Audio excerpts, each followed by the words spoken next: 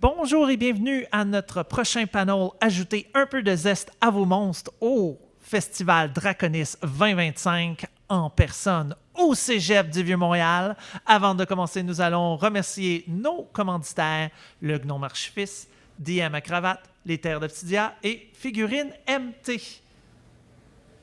Amélie, à toi le micro. Allô! Allô! Donc, aujourd'hui, je vais vous parler des monstres. C'est très excitant pour moi de parler des monstres parce que j'aime ça, les monstres. On va parler en particulier avec un angle sur D&D. Donc, si ça vous intéresse pas au D&D, je suis désolée, parce qu'on va vraiment aller là-dessus. Je pense que ça nous donne un bon common ground pour parler des monstres. Je me présente, je m'appelle Amélie, je suis autrice et illustratrice. J'écris des choses, donc parfois des choses d'horreur qui impliquent des monstres, comme dans mon roman Le Chapeau de fruits. J'ai aussi une série de romans d'horreur qui va sortir en 2027, avec La Bagnole, qui va être à propos de monstres aussi, pour les enfants, mais quand même, j'aime ça les monstres, ça me fascine. Ça fait partie de mon univers, donc ça me fait plaisir d'en parler. Bonjour. Salut! Il y a quelqu'un qui vient d'arriver, pour les gens sur YouTube. OK. Fait que quand on parle de monstres, je veux juste qu'on ait comme des termes sur lesquels on peut s'entendre, pour pas je dise monstre puis que vous comprenez pas de quoi je parle. Donc, quand on dit monstre, dans Donjon Dragon, la définition, c'est que c'est toute créature fantastique ou non, là j'ai dit fantastique, mais nous on va parler de fantastique, mais fantastique ou non, qui peut être rencontré, potentiellement combattu et défaite. Dans Donjon Dragon, ça s'applique même aux humains, puis aux elfes, puis aux nains. En fait, dans le bestiaire des monstres, on va parler d'un adversaire. Moi, aujourd'hui, je m'intéresse moins de parler des races de joueurs un peu de base. Ce qu'on va parler, c'est vraiment des créatures fantastiques. Et aussi, on va les approcher d'un point de vue d'antagoniste. Parce qu'un monstre, c'est pas nécessairement un antagoniste, ça peut être même un personnage joueur. C'est juste que là, aujourd'hui, on va parler de ça comme étant nos antagonistes. Donc, c'est l'autre côté. Yeah! OK. Là, encore une fois, on est dans nos termes, vous inquiétez pas, on va bien s'amuser à essayer de les ester un peu plus tard, mais encore une fois, pour avoir des termes communs, les types de monstres, ça c'est tout ce qui est, est-ce que c'est des démons, est-ce que c'est des géants, etc. C'est ça. Ça a un rapport dans Donjon Dragon avec les sorts et les objets magiques, c'est pour ça qu'on les nomme. Par exemple, il y a des objets qui vont être bons contre les dragons uniquement, fait qu'on faut qu'on sache qu'est-ce qu'est un dragon. Des sorts qui sont bons contre les morts vivants, fait qu'on faut qu'on sache c'est quoi un mort vivant, c'est quoi qu'on inclut là-dedans, mais ça peut être assez vaste là, si vous êtes familier avec le bestiaire de Donjon Dragon. Ça peut aller quand même, on peut le stretcher quand même assez longtemps. Là. Des fois, c'est surprenant qu'est-ce qui est un mort vivant ou qu'est-ce qui l'est pas. Même chose pour l'alignement. Moi, personnellement, vous allez le voir pendant cette rencontre-là, moi, je suis un peu slightly négative envers les alignements. Personnellement, j'aime pas ça, jouer avec les alignements. Je trouve quand même que ça nous donne une bonne base sur laquelle se placer sur est-ce que ces créatures-là, ils ont tendance à aller plus vers des comportements destructeurs ou des comportements plus pour aider tout ça, mais moi, la notion de bien-mal, je pense que c'est comme philosophique là, et tout. Là. Comme moi, j'ai l'impression plus que chaque créature a comme des... En fait, je trouve ça plus intéressant de penser que chaque créature a des objectifs puis des motivations pour faire ce qu'ils font, puis qu'au final, un peu comme les êtres humains, tout le monde pense un peu qu'ils ont raison. Fait que moi, j'ai plus tendance à aller là-dedans. Là. Comme dans le sens, j'ai plus tendance à aller vers ça pour créer des monstres, mais faut quand même qu'on sache ensemble c'est quoi un alignement, fait que c'est sa position sur le bien-mal moral, dans le fond. Ça a dit voir plus tard pour le rent, finalement je vous l'ai donné là. Fait que pas de quoi. OK. Comment est-ce qu'on choisit un monstre quand on fait une campagne de D&D? C'est sûr que là, moi je parle d'un point de vue de maître du jeu, donc si vous êtes aussi des maîtres du jeu ou des futurs maîtres du jeu, ça vous concerne, mais aussi dans n'importe quelle histoire... c'est pas juste Donjon Dragon, même si on se fixe un peu, on se focus là-dessus aujourd'hui. Ça peut être pour votre roman ça peut être pour un autre jeu de rôle, peu importe. Anyway, pour moi, un jeu de rôle, c'est raconter des histoires, puis entre amis, puis c'est full cute parce qu'on boit du thé en même temps. C'est juste ça. Donc, je pense que les premières questions qu'on peut se poser, d'après moi, qui sont importantes, c'est premièrement, c'est quoi la place des monstres dans votre univers? Par exemple, est-ce que les monstres sont chassés? Est-ce que les monstres sont il y en a vraiment pas beaucoup, puis ils font très peur, c'est des légendes. Est-ce qu'il y a des monstres qui vont faire l'épicerie? Tu sais, comme, faut un peu se poser la question pour savoir c'est quoi la place de ces monstres-là. Puis moi, je vais plus loin, puis je me demande, selon chaque race de monstres que je veux avoir dans mon univers, c'est quoi leur place? C'est quoi leur rôle dans cet écosystème? Parce que veut pas, on est un peu en train de créer un monde dans lequel les monstres remplacent un peu les animaux, dans le sens où comme le cycle de la vie, le cycle de comme qui est un prédateur pour quel monstre. Est-ce que tous les monstres ils travaillent ensemble ou est-ce qu'il y a des monstres qui s'attaquent entre eux? T'sais? Je pense que c'est des éléments importants à se poser comme question. Même chose, est-ce que c'est quoi le niveau de magie dans votre univers? Ça, c'est important aussi pour savoir à quel point est-ce que les monstres ils sont téméraires aussi. Parce que, on va le voir un peu plus tard, mais moi, je trouve ça bien dommage d'avoir des monstres ils devraient être intelligents, mais ils attaquent tout de suite au front des aventuriers en sachant très bien que ça se peut que des humains leur lancent des boules de feu d'en face. Tu sais, à un moment donné, il faut aussi réfléchir à comme... c'est quoi, eux, leur mode de survie? Est-ce qu'ils veulent mourir? Je pense pas. Fait que, voilà. Ça, c'est vraiment mes manières de zester, là, tu sais. Of course... Vous allez voir. Puis aussi, pourquoi ce monstre et pas un autre? Ici, j'ai des exemples d'univers dans lesquels, dépendamment de la place des monstres, à quel point est-ce qu'il y a peu de magie, fantasy, à quel point est-ce que les monstres sont comme présents ou non. Dans peu de magie, moi, je suis allée avec The Last Unicorn, où ben, il y a juste une licorne qui existe encore. Toutes les licornes ont été chassées. Fait que là, ben... on dirait que tout le monde est surpris de voir une licorne. Tu sais, quand il y a une licorne, tout le monde est surpris. Il n'y a personne qui ne fait pas le saut quand il voit arriver la licorne. Très peu de magie. La magie est en train de disparaître. Fairly Odd Parents, tu sais, oui, la magie est très présente dans ce... Je sais pas si vous vous rappelez, vos désirs sont des ordres, là, à VRAC TV, là, ça jouait, là, que c'est un cartoon. Ben oui, il y a beaucoup de magie dans le show, mais il y a juste une sorte de créature qui fait de la magie, et c'est très surprenant. Game of Thrones, il y a des dragons, et c'est tout. Ben, OK, là, les nerds, je le sais qu'il y a plus que ça, OK? Ben, c'est à peu près juste ça. Il y a un petit peu de magie prémonitoire et tout ça. Puis oui, le grand corbeau, OK, guys, je vous entends. On est dans une convention de nerds, là, mais c'est quand même peu de magie. Niveau moyen de magie, Vampire the Masquerade, oui, il faut quand même qu'ils se cachent les vampires, c'est pas la majorité. Même chose, Buffy contre les vampires, ça se passe tout un peu comme en secret, là, la magie, mais il y en a quand même pas mal. Steven Universe, il y a quand même pas mal de personnages qui ont de la magie, sont rares quand même. Puis là, ben, les monstres, ils vont carrément faire l'épicerie, c'est genre Witcher. Okay, dans Witcher, il y a plein de monstres. C'est pas rare de croiser un monstre. Si moi, je m'en vais à l'épicerie, ça se peut que je me fasse enlever par un genre de dragon là, qui va me détruire. Je le sais. Fait que c'est toujours un peu stressant d'aller au dépanneur là, dans cet univers-là.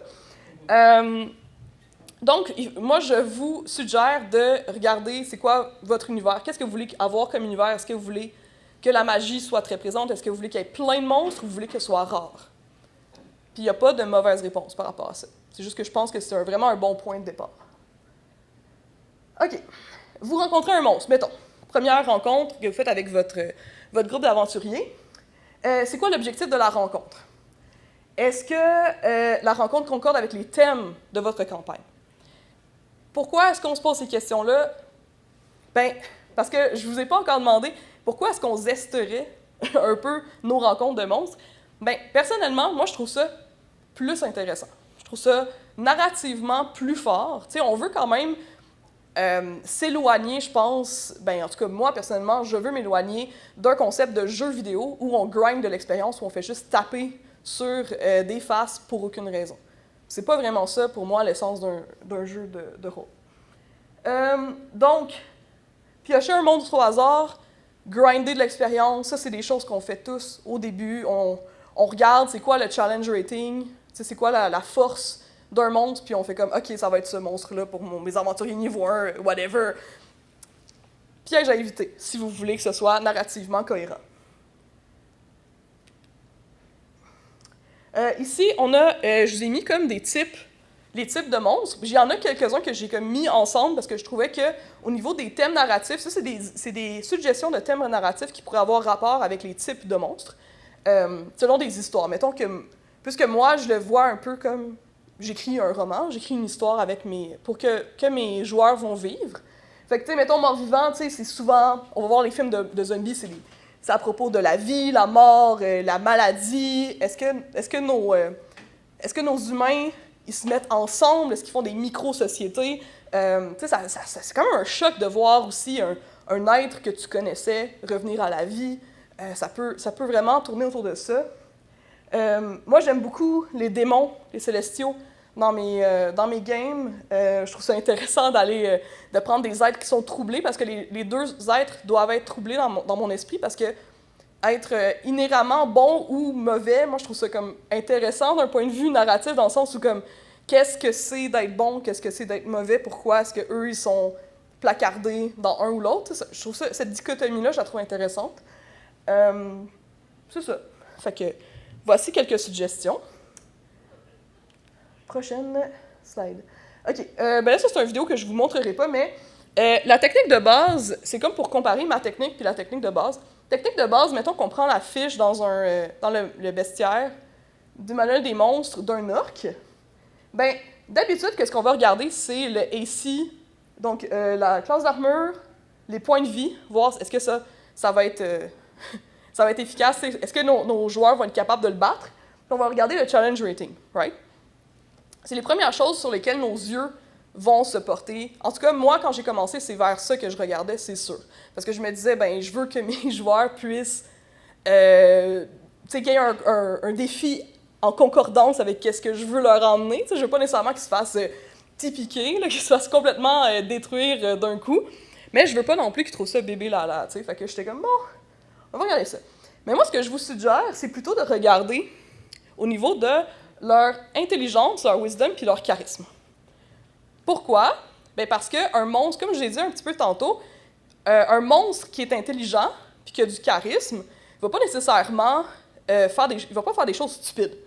Ou qui a du wisdom, il va pas faire des choses qui sont inhéremment stupides. Il veut pas mourir, c'est pas un être nécessairement qui est dirigé par ses instincts uniquement. Il va réfléchir, il va se dire, OK, là, je vois une gang d'aventuriers qui s'en viennent. Qu'est-ce que je fais pour les battre? Est-ce que je peux gagner s'ils s'en viennent? Par exemple, les orques, si on les regarde ici, ne sont pas très intelligents. Mais moi, l'intelligence, là, ça ne veut pas dire qu'ils sont caves. Okay? Surtout que 7, c'est pas si pire. C'est sûr que c'est pas nécessairement des professeurs d'université, mais encore, non, c'est pas vrai. Mais, non, mais, ils ont quand même pas mal de wisdom. Puis les orques aussi, quand on lit leur description, ça reste que c'est des grands stratèges de guerre. C'est des créatures qui se font la guerre entre clans, qui font la guerre aux humains, tout ça. Fait que si on croise des orques, les orques, ils vont pas nécessairement foncer directement sur vos personnages. Il va peut-être les étudier. Il va peut-être prendre un pas de recul, il va peut-être regarder, OK, est-ce qu'ils ont des objets magiques? Est-ce que j'ai un orc chaman qui est capable de comme faire detect magic à distance? Fait que est-ce qu'à un moment donné, mon party est en train de marcher, puis là je leur dis, je regarde leur perception passive, il n'y a personne qui est assez élevé pour se battre contre mon jet de detect magic. Je leur dis rien. Lui est capable de le réaliser. Je dis, tu sens qu'il y a quelque chose, il y a quelqu'un qui vient de te lancer un sort. OK. Tu sais, là, on build l'anticipation. Parce que là, nos orques, ils ont une société, ils ont des amis, ils ont des moyens. Pourquoi est-ce que le challenge rating ici, il est une demi? Une rencontre avec des orques, ça peut être absolument meurtrier si c'est des personnages qui sont réfléchis.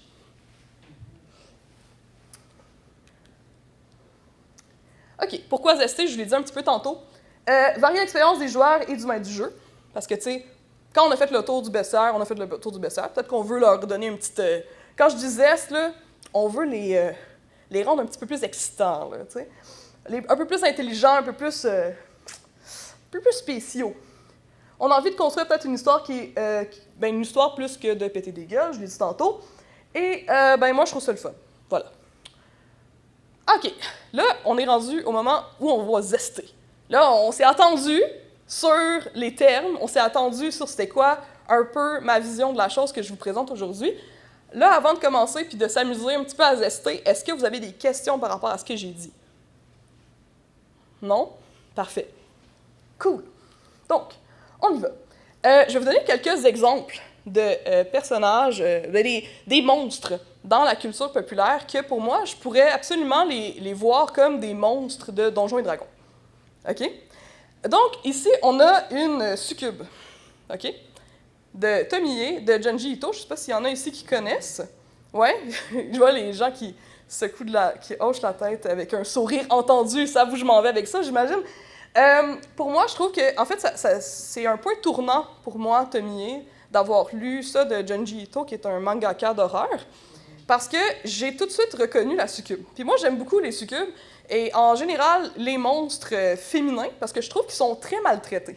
Sont souvent maltraités dans les histoires ou dans les jeux de rôle. Je trouve qu'ils n'ont pas assez de place. Puis, tu sais, j'ai été témoin aussi de games au début, tu sais, avec... que ça se dit dans des sous-sols, là, puis là, j'aime pas ça. Moi, j'aime pas ça, comment est-ce qu'on traite les succubes en général. On les voit vraiment comme juste des femmes fatales. C'est juste très axé sur, comme, l'objectification. Ben, moi, Tomie, ce que j'aime bien, c'est que... Oui, elle est belle. Elle est vue comme... C'est un personnage qui est vu comme étant la femme la plus belle que vous allez voir de votre vie. Pourtant, nous, le lecteur, on la voit, puis elle nous paraît assez anodine, mais tous les personnages autour d'elle vont devenir obsédés par elle. Et comment est-ce qu'elle va réagir à ça, au lieu de répondre à leur...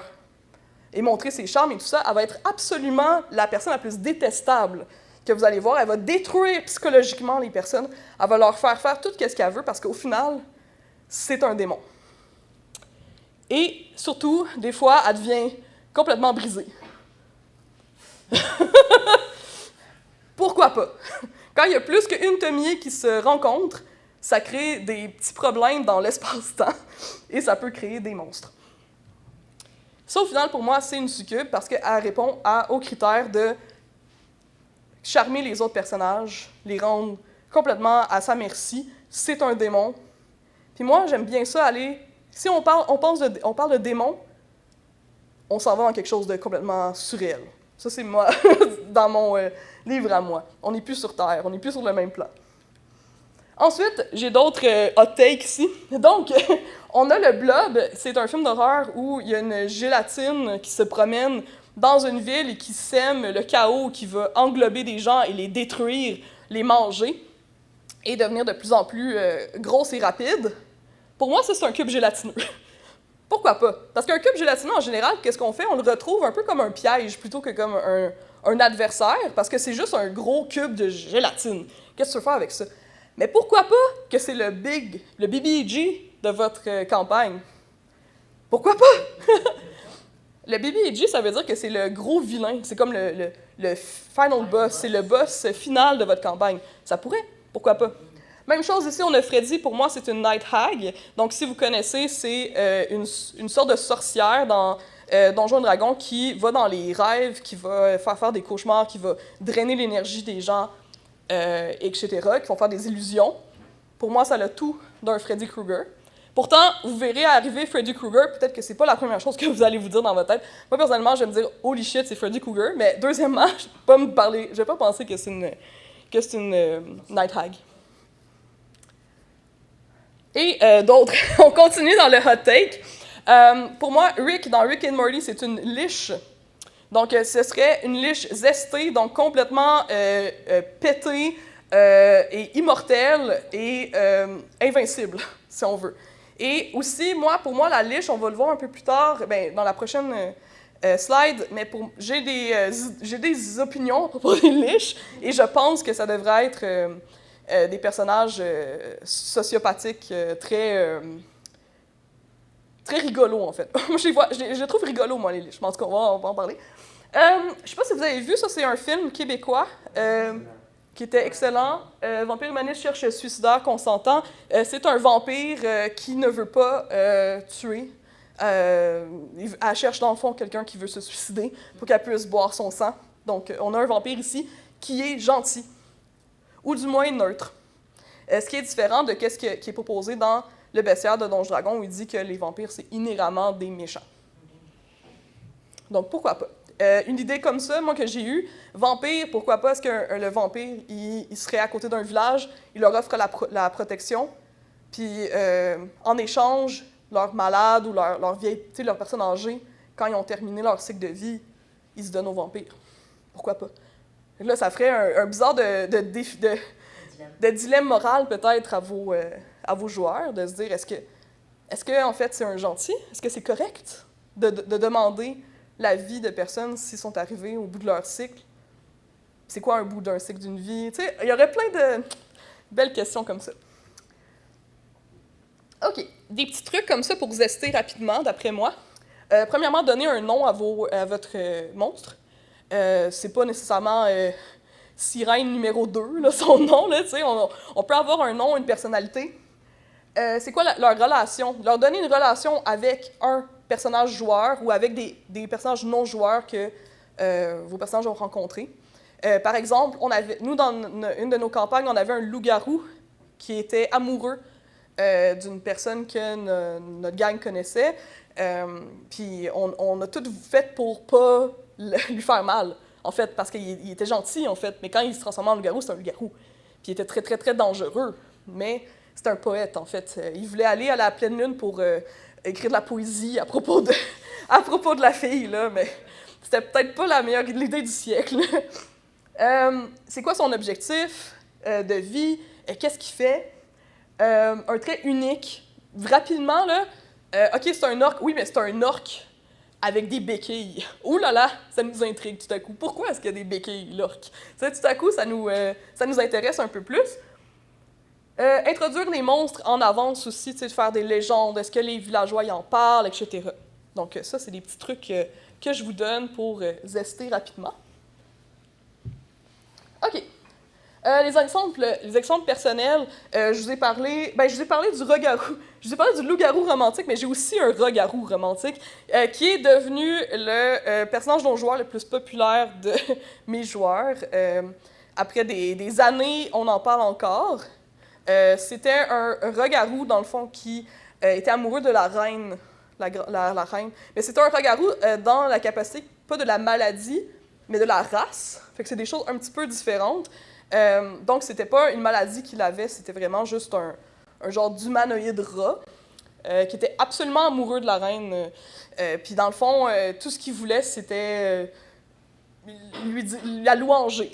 Parce qu'il savait que lui, en tant que rat, il se trouvait pas assez hot pour être avec la reine et tout ça. Bref, c'est devenu, là, il est allé jusqu'à les suivre en enfer à Avernus, puis faire du Mad Max, là, sur des grosses voitures, là, dans les dunes de l'enfer avec eux. C'est à ce point-là qu'il a marqué l'imaginaire.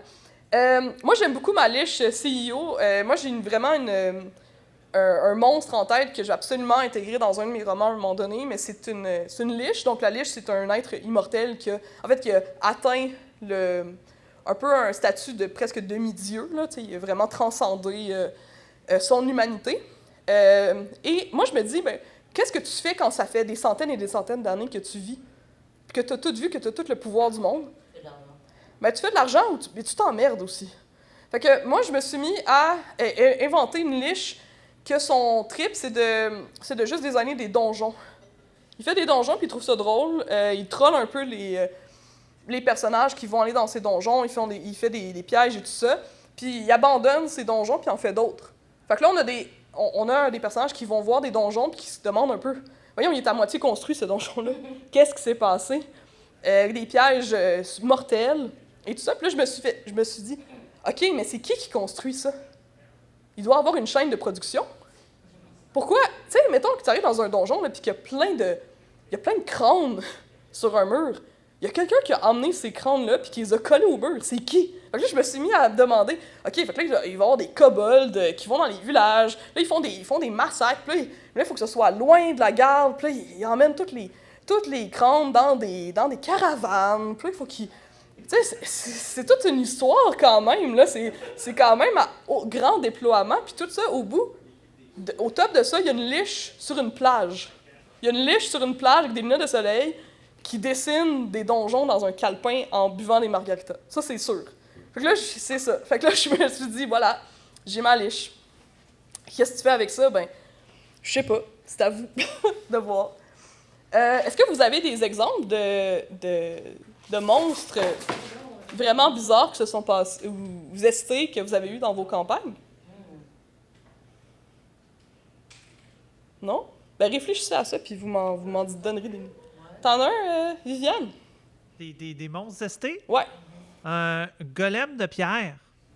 OK. Mais genre Galatée, la création de Pygmalion, qui se fait abandonner éventuellement par Pygmalion, que il a créé la femme parfaite, mais finalement, il s'en désintéresse, il préfère The Real Thing.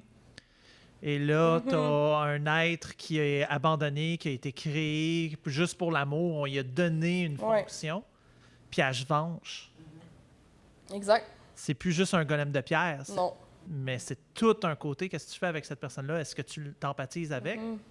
Ou elle se venge quand même et est dangereuse? Absolument. Mon golem de pierre zesté. C'est bon. Ça me fait penser un peu... ben justement, j'avais écrit dans les types, là, au niveau des créations, des constructs. Moi, j'aime bien penser justement, c'est quoi la vie? Est-ce que ça fait un peu penser au AI, là, mais comme le AI, c'est pas de la vie. Là. Mais tu sais, comme mettons un golem, à quel point, à quel moment est-ce que tu lui donnes du personhood? T'sais, à quel moment est-ce que tu lui dois une considération éthique puis morale? T'sais? En tout cas, moi, je trouve ça intéressant comme avenue.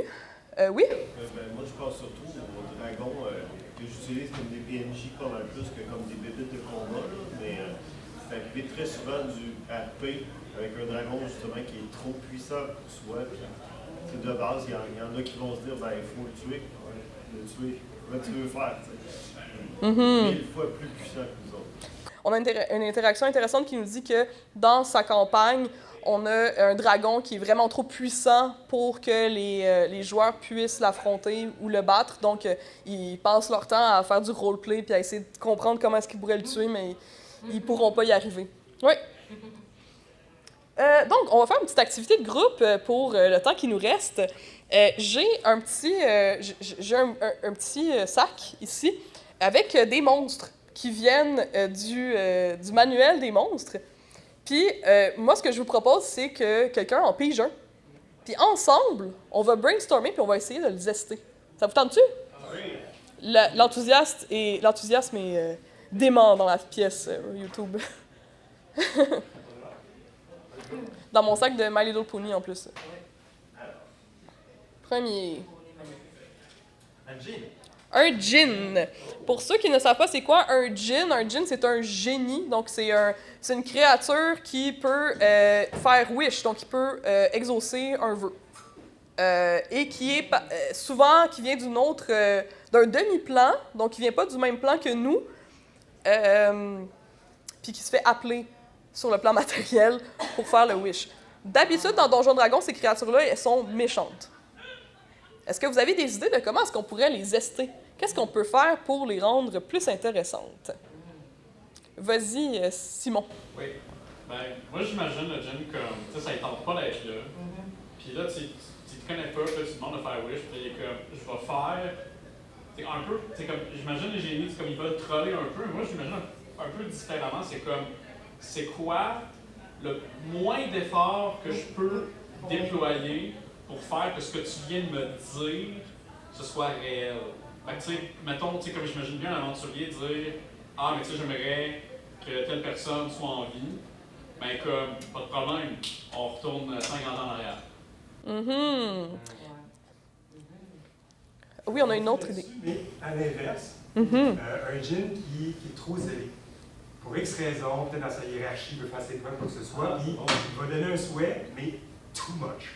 Vraiment trop, puis ça devient un cauchemar. Parfait. Amplifier, c'est comme non, arrête, non, il veut vraiment. C'est bon, ça. On a eu une autre idée pour le gin dans le public, qu'un gin, en fait, un peu le contraire de l'autre idée qu'on a eue, qui serait vraiment trop zélé, puis qui voudrait vraiment se prouver parce qu'il veut monter dans la hiérarchie de gin. Peut-être même que, est-ce que c'est peut-être une entreprise de gin? Peut-être qu'il y a vraiment une hiérarchie, une société de gin, et qui en met trop, donc il va accentuer le souhait au maximum, au point où ça va devenir un cauchemar. C'est bon, ça? Oui, on a une autre idée. J'aurais tendance à me demander, justement, pourquoi est-ce qu'il réalise des souhaits? C'est-tu comme plus qu'il réalise des souhaits dans l'univers, plus qu'ils deviennent puissants dans cet univers-là? Donc là, la motivation est plus la même. À ce moment-là, c'est pas contre leur gré qu'ils font ça. Ils veulent réaliser des souhaits. C'est bon, ça. Celle-là, vous l'avez entendu. Donc, je ne le répéterai pas. C'est parfait. Là, on a eu 3 très bons points sur le gin. Moi, je vous propose de piger un autre monstre. On a le temps d'en faire un dernier. Myconide. On a pigé le myconide, que c'est une genre de monstre champignon qui vivent dans les plans plus sombres, dans le Underdark, là, dans vraiment des grottes et tout ça. C'est une société, d'habitude, ils sont pas super gentils non plus. Puis c'est des champignons. Imaginez des personnes champignons, vous allez bien le voir. Ceux qui ont joué à Baldur's Gate, il y en a. Il y a un moment où il y a des... ben en tout cas. OK, là. Sorry. OK, c'est bon. Donc, est-ce qu'il y a des idées de comment est-ce qu'on rend un champignon plus zesté? Et non, ce n'est pas une vidéo de Ricardo Cuisine. C'est bien une vidéo sur Donjons et Dragons. Mais comment est-ce qu'on rend nos myconides plus zestés? Qu'est-ce qui pourrait être intéressant? Oui, on a une idée. Moi, je le vois bien comme très grandiose, donner des grandes quêtes, des choses vraiment importantes qui finalement mènent jamais à rien parce qu'il a aucune idée de ce qu'il raconte. OK. Il passe juste son temps à amener les joueurs un peu plus loin, puis qu'ils reviennent, il va essayer de comprendre, puis ils finissent par juste tourner en rond, puis comme tabarnak. C'est bon, ça! On a une très bonne idée, une suggestion dans le public, qu'en fait, le myconide, ce serait un personnage qui donnerait des quêtes grandioses à nos personnages, joueurs, mais que finalement, ce serait n'importe quoi, puis il ferait juste tourner en rond, puis revenir toujours au myconide qui invente des choses. Fait que c'est un petit peu un mythomane, myconide. C'est bon. Parfait. Oui? Je pense le fait que c'est un champignon, les moisissures qui ont tendance à se répandre, tout ça. Je verrais peut-être un myconide, genre colonisateur enthousiaste. Qui soit que je joue en groupe pour aller partout puis répandre ses spores le plus possible. C'est vraiment comme. Il vient de la vie, là. C'est comme. Les gars de la mort. On veut explorer. On veut explorer, mais pour répandre ses spores. OK. Parfait. Donc, on aurait un myconide qui veut répandre ses spores et la moisissure partout avec enthousiasme. C'est un colonisateur myconide, mais qui voit pas de mal là-dedans, là, qui pense que ça fait partie de... C'est la vie, en fait, la moisissure, même si ça pourrait avoir des conséquences, j'imagine, terribles sur les sociétés ou les endroits où la moisissure se répand. Des petites maladies respiratoires, peut-être. Donc, est-ce qu'on a une autre idée pour le myconide? Est-ce Oui. qu'il pourrait être vraiment redoutable, mais comme bien intentionné? Comme si on prend l'exemple d'un voyageur. Lui, c'est peut-être son rêve de parcourir le monde. Mais malgré lui, quand il laisse des traces partout où il va, il magasine, puis il laisse de la moisissure partout ses pommes, genre. Mais lui, il veut juste découvrir le monde, là. Ah, c'est bon ça. On a eu une suggestion qui rajoute un peu à notre point précédent que, dans le fond, le myconide, il serait enthousiaste. En fait, il serait pas du tout dans un esprit de coloniser ou quoi que ce soit. Il répand sa moisissure de façon complètement accidentelle autour de lui. Donc, il veut voyager, il est très excité d'être un aventurier et tout ça. Mais à chaque fois qu'il touche une pomme, qu'il touche une poignée de porte, ça moisit, là, ça tombe en décomposition. C'est très drôle. Bien. Pardon? Ah oui, il serait rejeté. Un peu comme il y a l'écart, C'est un bon point. Sûrement que le myconide serait rejeté à cause de ça. Puis ça serait triste, ça nous le rendrait sûrement très sympathique. J'aime ça parce que dans l'image qu'on a, en fait, dans les 3 suggestions, j'ai l'impression que le myconide serait plutôt sympathique. Donc, on a vraiment une vision, juste dans notre imaginaire ici, une vision positive d'un monstre qui, en fait, dépeint comme étant très négatif, en fait, dans le bestiaire des monstres. Fait que c'est là que je vous emmène, à vraiment pousser votre imagination puis à regarder ces monstres-là comme... en fait, qu'est-ce qui est écrit dans le bestiaire, c'est la base. C'est une base sur laquelle on peut construire. C'est des blocs Lego, right? Puis là, vous avez des blocs Lego. Mais ce que vous faites avec les blocs Lego, ça vous appartient. Il n'y a pas la police de... Ben, je sais pas si Hasbro va venir, là, mais il n'y a pas la police de D&D qui va réappliquer chez vous, en tout cas. En tout cas, croise les doigts, là. Oui, on a une intervention. Je me dis un autre truc qui serait intéressant, parce que, tu sais, j'étais justement rendu dans le bout de Baldur's Gate où il y a un myconide. c'est ça. Mais c'est ça, c'est que je sais pas si tous les myconides peuvent faire ça, mais je me dis, admettons que tu fais résurrecter quelqu'un qui est mort.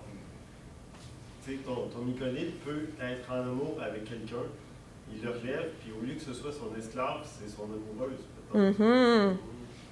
Tu développes une genre de relation d'amour, mais comme vraiment complexe, parce que c'est carrément une autre race ou quelque chose comme ça. Puis, là, il faut qu'il s'exile de son peuple parce que son peuple n'est pas d'accord.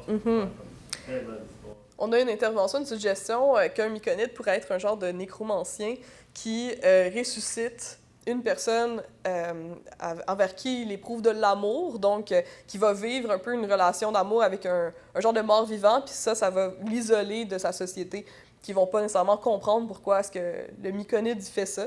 Donc voilà, on a une dernière suggestion. Ça va être, on approche de la fin, donc merci beaucoup d'avoir été là.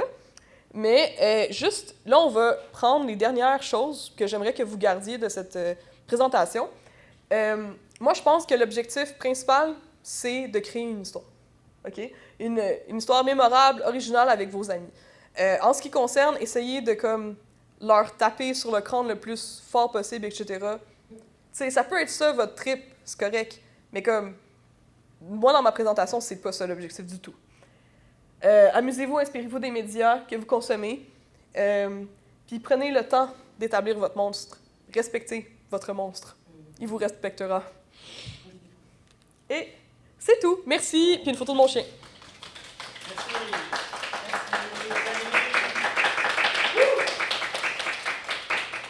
Merci beaucoup à tout le monde, tout le public.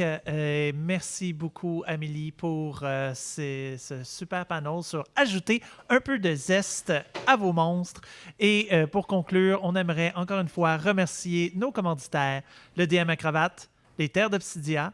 La fiche du gnome archiviste est tombée, mais on les remercie quand même. Et Figurine MT, merci beaucoup. À la prochaine!